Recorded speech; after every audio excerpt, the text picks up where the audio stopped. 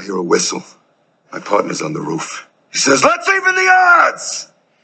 All right, welcome everybody. Welcome to ETO. This is Even the Odds. We are your co-host. My name is Matt. I'm Paul. Everybody, thank you so much for joining in today. We are extremely excited. This has been something that we've had in the works for several weeks now, if not months, actually. But this is our inaugural podcast. So we're going to get everything going. Even the odds. If you didn't see our introduction, it is about evening the odds, evening the playing field in your life and how to achieve success in everything that you do. So it's a pretty broad thing, but that's why we're excited to do it. There's a lot to talk about. So we thought that the first podcast, the first episode, it was really important to start off with a general, what does the foundation need to be to achieve success? And we both decided it needs to be your mindset. It needs to be having a growth, no limit mindset. And we talked about it and we decided that we have 5 key points. It is the 5 key points that you have to have if you're going to achieve a growth mindset and therefore achieve success in all that you do. So before we get into all that, I know we're excited about it. We're jumping at it. But before we get into all that, make sure you give us a follow on all of our platforms. We're on Twitter and Instagram at even_the_odds. We're on YouTube. Our channel name is ETO. Send us a text message at 859-414-3881. Or you can just check us out on your local podcast, Apple Podcasts, Spotify, Drive to Work. Give us a listen. Now tell your friends, tell your family. We're just a couple of 30-something-year-old average guys who are figuring out life, and we wanted to talk about it with each other and talk about it with you. We think it's going to be informative, but we're really excited to get going. Stick with us. We're going to go over these 5 key points pretty quickly today. If you have any questions, like I said, tweet us, DM us, text us. Don't call us. No, send a text. 2022. It's 2022. Send us a text. But we are more than happy to discuss all of this with you. We're really excited. So, Paul, before we get started on those 5 key points, why are we doing mindset first? Why is that so important? Your mind is so powerful. You know, it creates your environment. Mm-hmm. It's how you perceive things, and how you perceive things is a lot of times that's your reality. Yeah. And the mind is so powerful. Like we don't even recognize how powerful the mind is. You know, everybody's heard of a placebo. Mm-hmm. I got a study it's an exciting study that I'm really amped to share with everybody. We've heard of what a placebo is. We learned about placebos in high school science, probably how it's something that doesn't inherently do anything at all. Yeah. But we think it does. Right. There was actually a lady that was studying placebos and nocebos. That's the opposite of it, right? Like, you know, the positive thing is placebo. Nocebo is negative. Yeah, that's good. Yeah. So her name, I actually learned this out of a book called Eat Smarter by Sean Stevenson. Incredible book. Can't recommend it enough. I'm honestly excited to read it again. But the doctor's name is Dr. Leah Crum. And what she did, she had a group of people and she gave them all the same skin prick. And what that prick did is it caused there to be a rash on their skin. Literally poked them. Like poked them with a needle. Okay, and it caused a rash on their skin. For half of the group, she gave them, it's a placebo, this antihistamine cream is what she told them. This is going to make your rash go away. Yeah. And rubbed it on there. For the other half of the group, she said, this is a cream that's actually going to make your rash worse. And what they found at the end of that study was the ones that they told it was going to help, in 10 minutes, it reduced the rash, if not made it go away altogether. Yeah. For the group that they told that it was going to make it worse, it did just that. In 10 minutes, the rash got even worse. And an actual cream did nothing at all. It was all the power of their mind. Their mind actually had a physical response because of what they thought. And you said it earlier, what your mind thinks becomes your reality. Yeah. And it's so true. But and so the placebo nocebo effect, it's true, but apply that to your success in life. Right. Forget about the skin rash and the poke. Right. If I told you that you're going to be a millionaire and you believe it, if I told you you do this, this, and this, and you're going to be a millionaire and you believe it, you're going to have a chance to actually achieve that. But if you never believe you're going to do it, then how are you ever going to do it? Right. Yeah. You have to absolutely, that's good. That's good. That's a good study. And it really proves the point of what we're talking about how powerful the mind is and how important your growth, no limit mindset is. A lot of people call it growth mindset. I've always called it a no limit mindset because you have to get rid of the limitations. Right. You have to believe in your mind that you can do whatever it is that you're going to do. Well, you remove the limits and then you grow. It goes hand in hand. It goes hand in hand. Absolutely. So we're going to get into it here. So again, we have 5 key points. We're going to go through them one at a time. Number 1, and it all goes together, everybody. Everyone knows that. But this is so important. You have to, number 1, clearly define who you are and what you want. You might be surprised. I was I've asked a few of my friends and family members and coworkers, "Hey man, what do you want? What do you want out of your life? You know, what do you want to achieve? What do you want?" It's a loaded question. Yeah, yeah. Nobody knows. Right. Nobody knows, or they say something along the lines of what they're supposed to want, Right. What their circle told them they were supposed to have, what their parents had, so they must have the same thing. Right. What their grandparents did, so they must do the same thing. I don't believe that. Right. I refuse to believe that. I mean, if you do what your parents did, your grandparents did, and that's what you're actually supposed to do, then great. But you shouldn't do it by default. Right. If you're comfortable with that, if that's what you want. Yeah. More power absolutely. to you. But so many people if you want more, then you need to change your identity of who you want to be. Yeah. And to do that, you got to be honest with yourself. And truly saying like the type of person that you are and that you want to be. You know, if you're saying that you are a fit person, you're identifying, I'm a fit person, I'm a healthy person. Yeah. Do the things that healthy people do. Makes sense. Yeah. You know, eat right. Don't eat like a child. Go to the gym, exercise, like whatever, get your steps in, like whatever it is, drink your water, right? Like those are the things that you do because they align with your identity, clearly defining who it is that you are. You know, if you're a person who invests their money properly, you identify, I'm a wealthy person. Well, you're a person that is investing your money properly.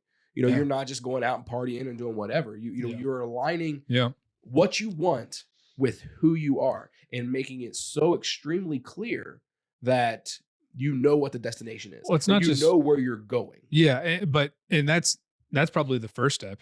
But it's not just with yourself though. It's with everyone that has an impact on your life. So, Paul, you and I we spoke about this, but I'm working a job right now where I'm good at that job. I am really good at that job, and my boss knows I'm really good at that job. But something else that my boss knows about me is I don't want to stay at this job. Right. I want to be here. I'm here right now, and that's fine. It's a good job, and I'm really good at it. But I want more. Right. But if I want more, and I don't tell, and I know that in myself, then that's great. But if I don't express that and make it clear to others, it's going to impact whether or not I ever am able to achieve it. Right. So yeah, you're right. You have to be clear about what you want and who you want to be with yourself. Then after that, you have to express that to others. You have to be clear to others.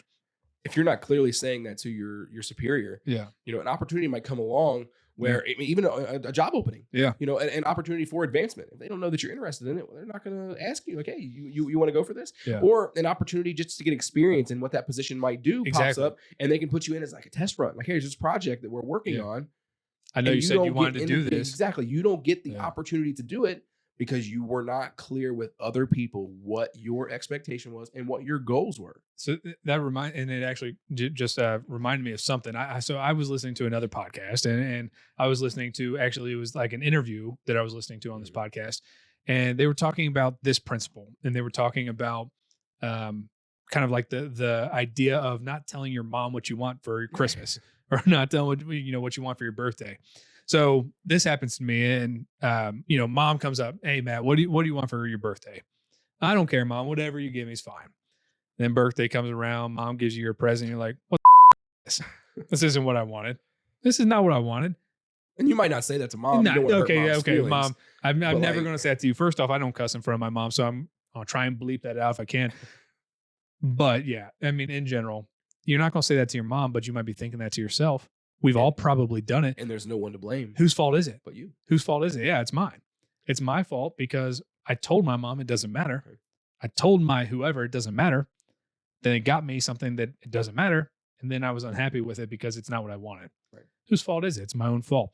So that was it was very simple analogy, kind of like metaphor of the idea of what we're talking about. But it's 100% applicable. It's 100% true. In the other scenario, your mom is your boss. Yeah. And you don't have those opportunities because you weren't clear about what you wanted out of that job. You weren't clear about what you wanted out of Christmas or your birthday. Whether it's your boss, your spouse, whatever, your parents, your friends, doesn't matter. You got to be clear with yourself with number one.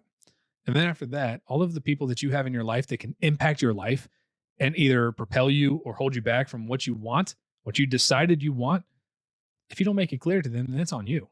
It's 100% on you. We'll talk about that more in a little bit too. Yeah, absolutely. So that's point number one. It's so important. We love talking about it, but moving on, we could talk about that for a while, but moving on, we're going to say, it up and figure it out. You know what I mean? Like mess up and figure it out.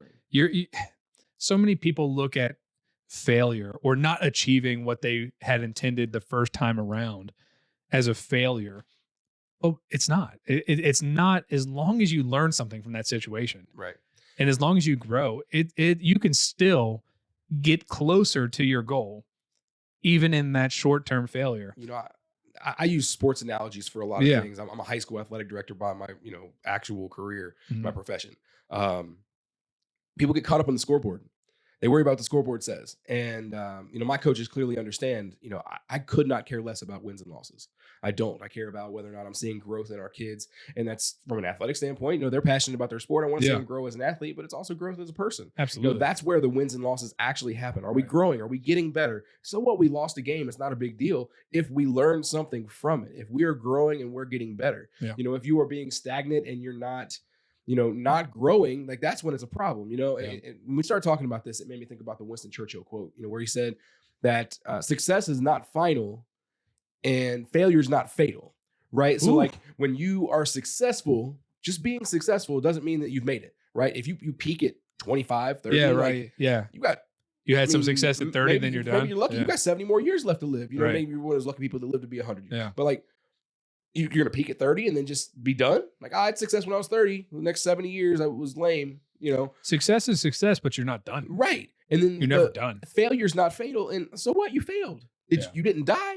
Yeah. You didn't die. You say, or you got fired. Sometimes big issues, right? Like you lose your job. Your girlfriend breaks up with you. Your boyfriend breaks up with you. Whatever. You made a mistake. Like, but if you learn from it, it's okay. It's okay because you're growing, and next time you're not gonna make those mistakes. I can tell you this much: you just said something that rings home. So for those of you that don't know, I've been out of the Marine Corps for about 3.5 years now, give or take a little bit. And those 3.5 years, I've had 7, 8 jobs. It's been a few, and all of those jobs I did with a legitimate belief that this was going to be my career. This is what I was going to do. And for one reason or the other, it wasn't until what I'm in now. And what I'm in now, like I said earlier, I'm really good at it. I really love it. It provides the life for myself and my family that I want.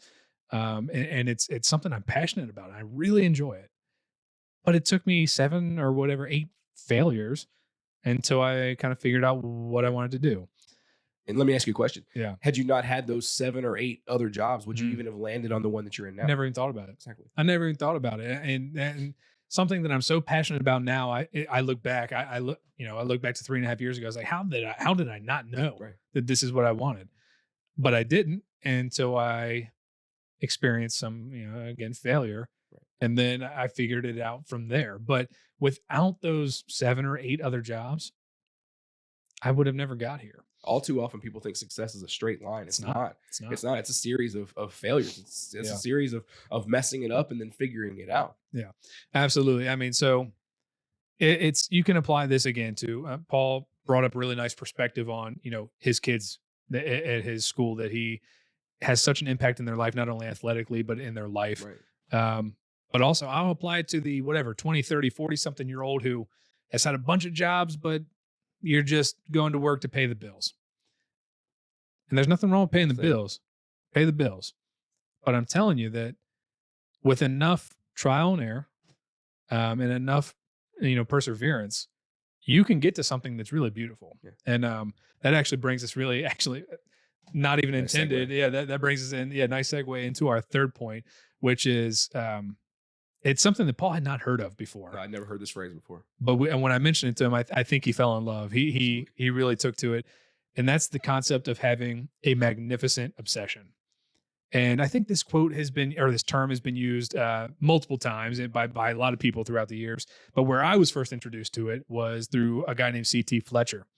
And C.T., man, it's don't Google C.T. if you're with your kids. He's not PG. So he's an intense guy. He's extremely inspirational and motivating.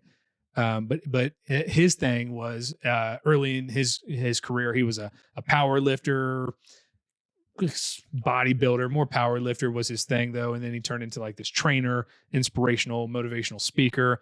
And he still is doing it to this day. But he talked about in a couple of his videos that I saw about this thing called magnificent obsession, and how the word obsession has such a negative connotation most of the time. Like, oh, he's obsessed with her, or she's obsessed with him, and it just sounds stalkery. It's stalkery. It sounds bad. Yeah. It sounds really bad. And I get it. I do get that. But let's think about what the word obsession really means. It's being completely consumed with something.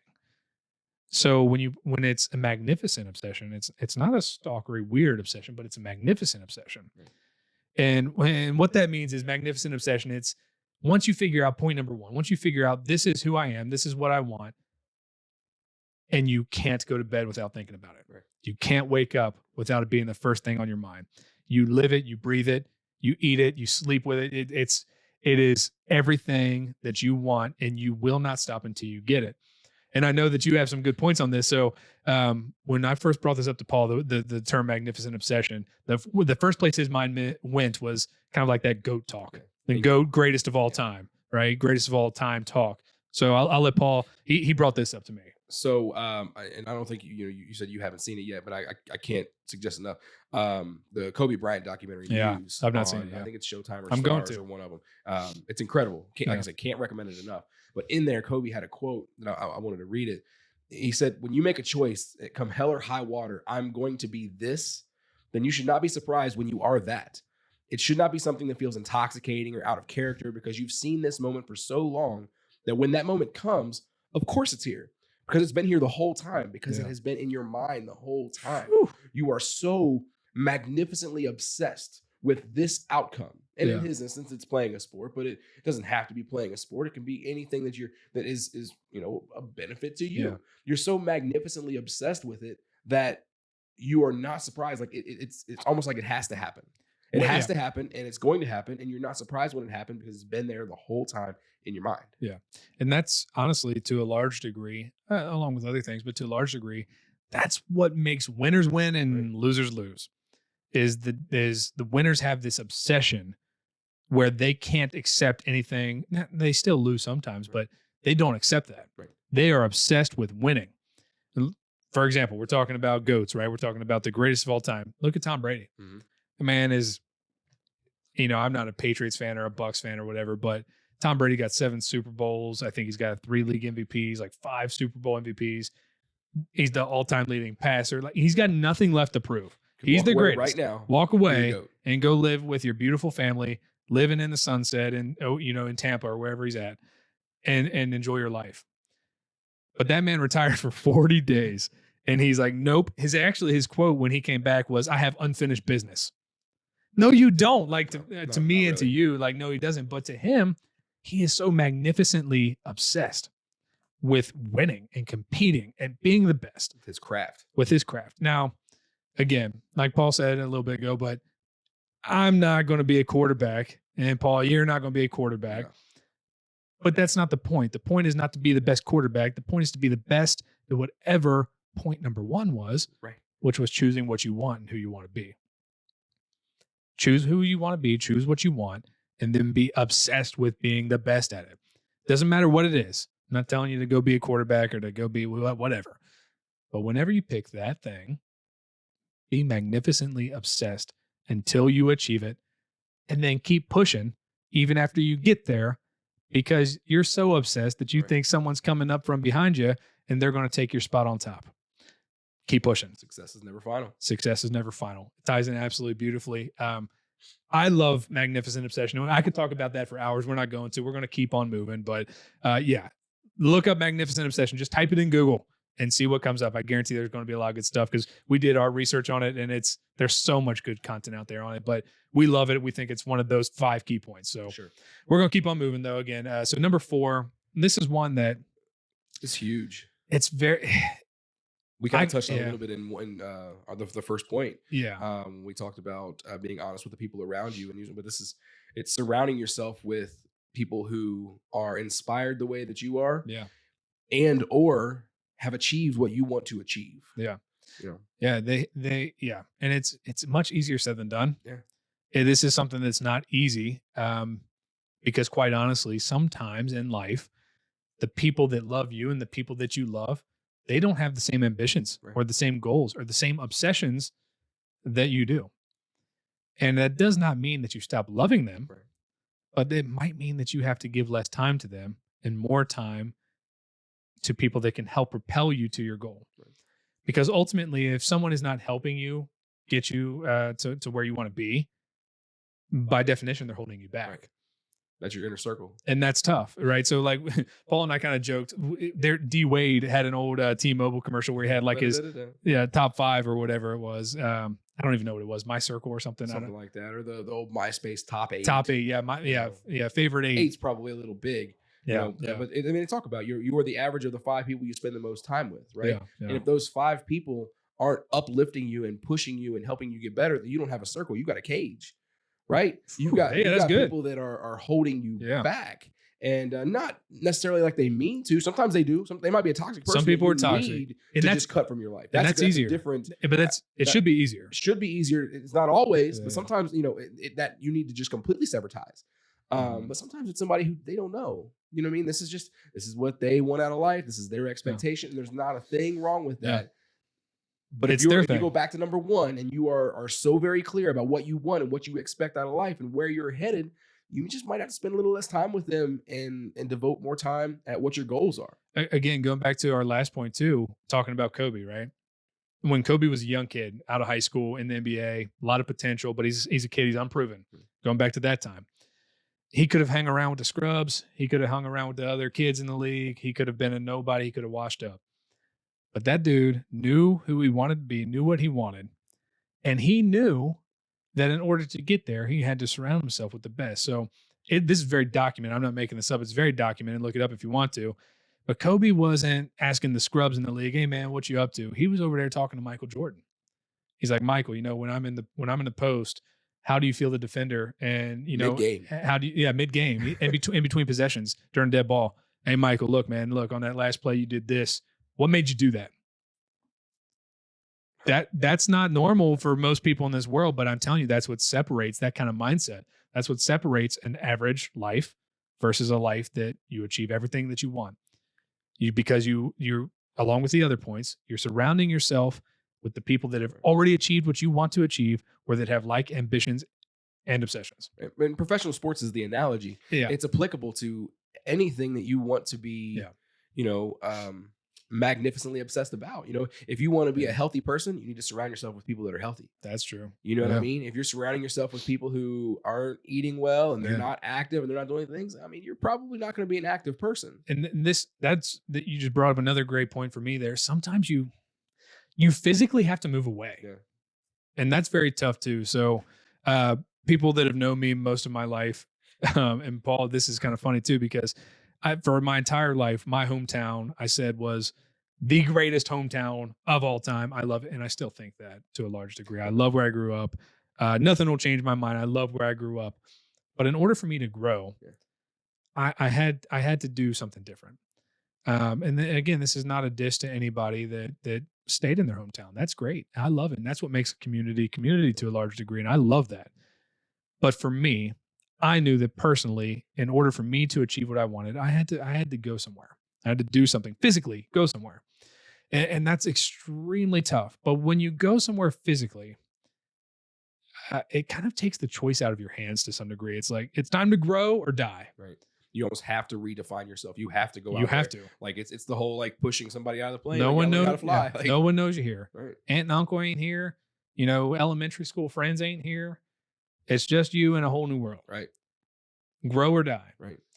So you're upping your exposure, right? You're taking it, this very small lens that you're seeing the world through of your hometown. Like I said, there's nothing wrong with the hometown, but you're changing your level of exposure, and you see things through different eyes.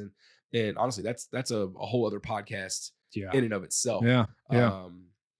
That we're gonna have to hit on. Yeah, we'll talk about that. So I mean that's what this is all about. Again, guys, for all of you listening and watching, we're sitting here talking. And we've got some ideas in mind, but as we start talking, more points are going to come up. But that's a good one, what you're exposed to. And I know that I can speak to that, and you can definitely speak to that. 100%. And we will. So again, stay tuned. We're going to get into that in weeks following. But yeah, I mean, sometimes, we talked about, having to leave people behind, right? We talk about whether that's moving away or just like, I'm not picking up when you call anymore, or being straightforward with somebody, tell them like, look, I've got these things going on. Unless you're along with me, I'm going to have to distance myself a little bit. This is not gonna be the last time we talk about this guy. I'm reading his book right now. It's been a great book so far. I try to hold off and not review books until after I've read them, but his name's Jamal King. He goes by the 9 to 5 Millionaire. I really, look up to him a lot when it comes to like real estate investing and trying to learn things from him in that area. But he, in his book that I'm reading right now, he shared this quote. I thought it was amazing. He said, when you're around somebody, when you see somebody and all you do is talk about the past, that's where you need to leave them, because they're still back there. And you can stay back there with them if you want to, but that's not going to get you to be the person that you said you wanted to be back when we were talking about number one. Now, I mean, and I consider, and I think you probably feel the same, I consider us very fortunate. Oh, for sure. We're extremely lucky. So hit the lottery, I'd say. Literally. I mean, we hit the lottery when it comes to our circle, because our circle of friends that we are really tight with, share everything with, have similar goals and ambitions with. We've been friends a long time. Paul and I, we've been friends, 15 years or so. And the rest of our kind of, whatever, 5 or so friends or however many it is, we've been friends a long time. That's not common, but we're very fortunate. We're very blessed to be able to have that. But also too, it's one of those things where it's like, if everyone in your circle is willing to grow and willing to change and willing to admit that, hey man, I'm not where I want to be. But let's get there. Let's get there. Yeah. We look around and in our circle, we all want to be, financially stable, financially free. We all want to be good fathers, good husbands. That's what it's about. And this goes for you ladies too. There is a difference. Absolutely. And I'm not going to act like I know, but there's a difference between male friendships and female friendships, but the same applies for all the ladies out there as well. If there's someone toxic in your life that's holding you back and not wanting to grow with you, I don't care how long you've known them, you've got to make a choice. Right. Because the longer that you keep that toxic in your life, the longer it's going to hold you back. It's just that simple. And it seems harsh. Again, I want to reiterate this. This is important. I'm not telling you to stop loving these people. I'm not telling you to not have a heart for these people. What I'm telling you is, if you want to get to where you want to go in life, you have to prioritize your time to the people that are going to help you get there, and leave those toxic people behind sometimes, and the amount of time that you give them. But again, we could talk about each of one of these points as its own individual podcast. Number 4, is just, it's easy to say, it's hard to do, but it is vitally important. So, all right, we're going to go ahead and finish up here. The 5th key point that you have to absolutely have in your life to achieve a growth, no limit mindset, you have to practice having routines and consistency. Now, I'm going to turn this over to Paul. This man right here, I'm telling you, like I said, I've known him 15 years. He practices this point as well as anybody that I know. Try to. So, seriously, so I'll let you take over and I'll kick in if I can add in anywhere, but go ahead. On a grand scale, what you do consistently is what you're going to be good at. Makes sense. Yeah. Right? If you want to be the world's greatest person at doing push-ups, start doing push-ups.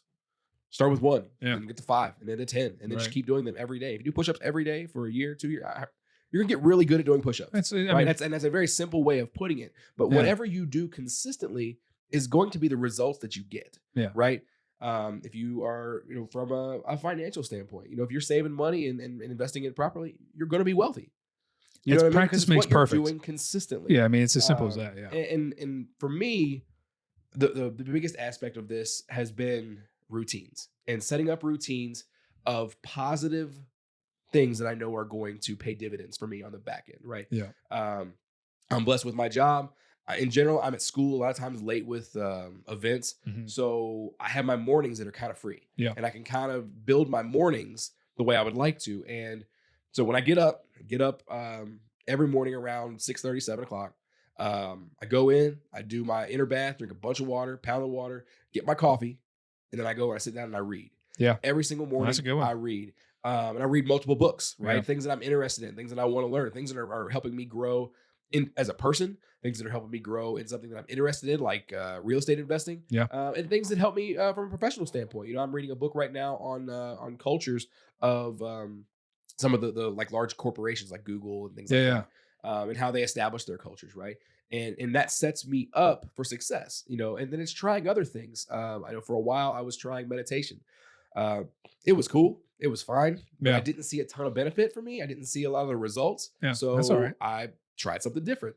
I did journaling for a little bit. Journaling was a really good thing for me, especially at the time that I was doing it, because I felt like I needed to get some thoughts out on paper, right? Yeah. And that's where, putting together those routines of positive things, and it starts your day out with a promise that you made to yourself. Mm-hmm. And when you make those promises to yourself with your morning routine, you are so much more likely to keep promises you should make to yourself later. Yeah. Right. So if I'm promising myself that I'm going to get up and I'm going to read, and if I made a promise to myself that later that afternoon, I'm going to drive by this property that I saw online that I'm interested in, I'm going to do that. Yeah. Or at least I'm more likely to do it because I've established that credibility with myself. I'm proving to myself that I'm going to keep my word to myself. And credibility is good. I think a word that is, synonymous with that is accountability. Yeah. So, I mean, it's not just, and that's part of what we're doing here too. We're keeping each other accountable. But what happens, you wake up first thing in the morning. I mean, no one's there to make sure you're waking up on time. No one's there to make sure you're reading every morning or whatever it is that you've set out to do. It's self-accountability. And that's huge. So something for me, I mean, literally actually just today for the first time, I've been dealing with a lot of, back issues and stuff like that for some time now. And my wife has been telling me I need to stretch more. She's all about it. She gets up early in the morning. She goes to the gym or she wakes up and she stretches or whatever, something for her health and wellness. And she is committed every morning, like clockwork. She's up and she's after it. But this morning, she convinced me to sit down and do some stretching with her. I'm telling you, man, it's, I don't really stretch, but I mean, at the same time, just sitting down for 10 minutes this morning and stretching impacted my entire day. It impacted my mental kind of attitude towards the day. It impacted my physical, like how I felt. I felt better, kind of got the blood flowing, got up and got moving a little bit. And imagine if I did that every day and I took that into the workplace, or I took that into my investing, or took that into my relationships, or took that into everything, feeling a little bit better because I took 10 minutes to stretch. So tomorrow I'm going to get up and I'm going to stretch. Right. But it doesn't matter what it is necessarily. I mean, to some degree it does, but whatever it is that you decided, again, back in step one, practice makes perfect. Whether it's in the morning or evening or whatever it is, do it and do it and do it. And you're going to become better at it and better at it and better at it. And before long, it is just who you are. Right. It's just your identity. It's your identity. It's just, you can't imagine living without doing this thing. And when it becomes that ingrained in who you are, there's no turning back. No. There's no turning back. You don't know how to live without doing it. So you're no longer the person you were. You're the person that you wanted to be. At the same time, though, don't practice bad things. Right. Because then that's who you're going to become. That's who you're going to be. It's going to become your identity. If every day you get home from work and, you sit back and you kill a 12-pack of beer or something every day. Yeah, I like beer as much as the next guy. I mean, don't get me wrong, but if you sit back after work and you put back a 12-pack every single day, before long, what are you? Is that who you want to be? Right. So it's good and bad. Your routines and your consistency determine largely who you're going to be. It's whatever you do, you do consistently. And that's why, it kind of, I love that this is the cap on the 5 things, right? Yeah. Because whatever you do consistently, that's going to be what you are. It takes you all the way back to number 1. Whatever you do consistently is going to be who you are. It's going to be your identity. Yeah. If you are consistently going to the casino all the time, you're going to be a gambler. Yeah. You know what I mean? Like it's whatever you do consistently, it's your identity. Maybe make that a point of reference, right? So we asked you at the beginning, or we mentioned at the beginning, most people don't know who they are or what they want or who they want to be. Maybe ask yourself, what are you right now? What do you do every day right now? What is your routines? What are you consistently doing? Figure that out, which should be pretty easy. And then say, do I want to be that? Right. Or do I want to be more? And that's what we're trying to get to the bottom of. So that's a really good spot to end, in my opinion. So again, guys, these were the 5 key points that you need to know, that you need to practice in order to achieve a growth, no limit mindset. Number 1 being decide who you want to be and decide who you are. Right. I mean, it really is that. And what you want. It all comes back to that. Number 2 being sometimes you got to get up and you got to figure it out. Mess up. Don't be afraid to fail. As long as you're doing it with good intentions and good effort and you learn something from it, you're still working towards that goal. Adversity will make you stronger if you grow from it. That's right. Number 3, Again, probably my favorite one is having a magnificent obsession. When you figure out what you want to do, attack it relentlessly, be obsessed about achieving it. Number 4, surround yourself with people that have like ambitions, like obsessions, people that have already done it, have already achieved it, learn from them, ask questions. And I'll tell you, if you don't know them personally, seek them out. If you're somebody you like really respect online, hit them up and say, hey, like I want to buy an hour of your time, half hour of your time. Just I want to ask you questions. If they sell programming or whatever it is, if they're a personal trainer or something like that, buy their stuff. Buy their stuff. Like learn everything you can from them. They don't have to be people that you actually know. You can like the internet and social media has made the world so small. Like it's you can, and then we're going to talk about social media on a later podcast. But like when I first started coaching, it was amazing how I was able to reach out and ask questions of coaches that lived all around the world. I mean, seriously, there's all of the information out in the world is out there, and all of the people in the world are accessible. You just got to have that obsession to go find them out. But again, in number 5, routines and consistency, which we just spoke about in length. So this has been absolutely great. Again, thank you guys so much for tuning in. Whether you're listening on Apple Podcasts, Spotify, whether you're watching us on YouTube, or whether you're just following us on Twitter, Instagram, and seeing the stuff that we put up there, we appreciate you. Again, do not hesitate to DM us, tweet us, tag us in whatever you think is something that we need to know about, something we need to talk about. Text us 859-414-3881. Tell us what we missed. Tell us what we didn't hit on. Tell us what's something in your life that has helped you achieve success and helped you level up and have a growth mindset that we didn't talk about today. Because there's a lot of things. We discussed, I don't know how many dozens of things, but we narrowed it down to what we thought were the biggest kind of 5 key points. So what's something in your life that we didn't touch on? Let us know. Text us, tweet us, DM us, all of that good stuff. Again, all of those links are going to be in the description, even_the_odds on Twitter and Instagram, ETO on YouTube. I'm going to kick it over to Paul. Paul, it's been absolutely great to have your perspective on all of this today. I've loved every second of it. So kick us out here. Last thought of the day. So kind of a last thought, when we were talking about your mindset and how you handle adversity when it comes your way, it made me think of a book that I read. It's called Own the Day by Aubrey Marcus. So Aubrey Marcus, he owns On It. They sell like kettlebells and maces and supplements and stuff. But it's a great podcast. I mean, he's a cool dude. But it's funny, he's actually quoting another book in it, but I'll read it. It says, Eckhart Tolle describes embracing the grind in his world-shaking book, A New Earth, when he talks about the only 3 states of mind anyone should tolerate. That's acceptance, enjoyment, and enthusiasm. To accept is to embrace, to meet without resistance or judgment or preference. To enjoy is to move past acceptance and actually have fun while you're doing it. And enthusiasm sits even farther beyond enjoyment, where you're bringing intent and your passion into what you're doing. So adversity is going to come. Like we can't control that. Like we're going to get hit with things. Whether that's, a dog getting sick or, losing a job or whatever. Like adversity is going to come, but it's how we respond to it, right? And at a minimum, can we accept it? Can we accept that this adversity is going to come? At a minimum, just like it's going to come, and I accept that it's coming here. But after you realize I can handle adversity, all right, I enjoy when adversity comes because I can handle it. It's fine. I know that I'm going to be able to make it through it. And then even farther beyond that, like, bring it on, adversity. Like I'm not, whatever comes my way, let's go. And it's not easy. It's not easy. When bad things happen, it's hard to have that positive mindset. But I think it's so valuable to be able to accept when adversity is going to come and then actually take on the challenge. Yeah, I mean, that reminds me of something that I never thought I would say again in my life. But again, during my time in the Marine Corps, there was something that, and everyone who was ever in the Marine Corps knows this, and maybe other branches too, but leadership would always tell you, embrace the suck. And they told you that whenever they were telling you to do something that was going to suck. And it's like, it's adversity. They told us to embrace the suck. And, the task at hand would be go move those sandbags from here to there. And like at the time, they were fine where they were. I mean, And but at the time, you can choose to either be like, you can choose to be shitty about it, or you can choose to say, okay, and you can accept it, embrace it, and hell, even have a good time with it.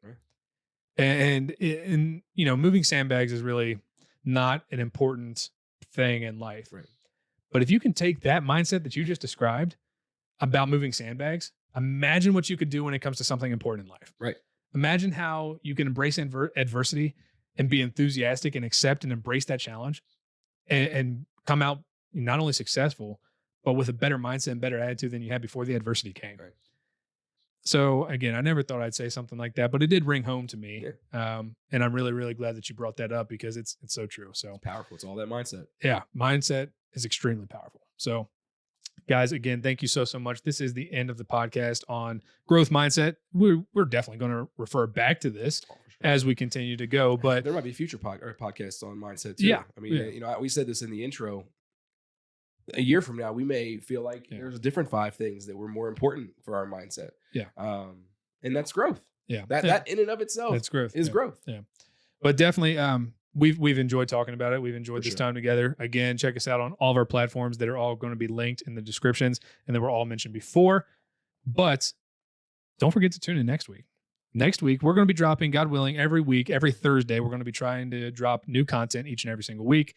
Next week on the agenda, we're going to be talking about investing. And that's actually going to turn into a mini series, I believe, because there's so much to talk about. Not just like your standard investing, like stock market, real estate, crypto. Yeah. We're going to be talking about investing in yourself, investing in your relationships. Yeah. So it's so much that we're not going to be able to do it in 1 week. So next week, we're going to get into general, what is investing? Overview of what investing is, how to do it, how to approach it. And then from there, mini series out into all of the different ways you can invest in your life and how that's important and how it's important to not just do, but to know about before you do it. Right. Don't invest in something if you don't know anything about it. Right. We're going to help you get there. We're going to learn with you guys. But yeah, definitely tune in next week. Again, whether you're on Apple, Spotify, whether you're on YouTube, check us out on Twitter and Instagram. Leave us a review. Share with your friends. Leave us a review. Yeah. Tell your friends, tell your buddies, tell your family. Whether you're 20, 30, 40, 50, 60, doesn't matter. We're just a couple of normal 30-something-year-old guys who are trying to figure this life thing out. So we're eager to hear from you. We're eager to learn together. Until next time, guys, this is Even the Odds ETO. See you next time. We're out.